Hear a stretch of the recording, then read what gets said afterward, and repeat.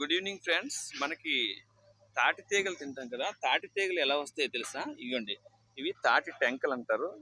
ఇవి తాటి పళ్ళు రాలిపోయిన తర్వాత తాటి చెట్ల మీద నుంచి తాటి పళ్ళు తాటి తీగలు ఏవైతే తాటి పళ్ళు, తాటి చెట్ల నుంచి తాటి పళ్ళు కిందకి రాలిపోతాయి.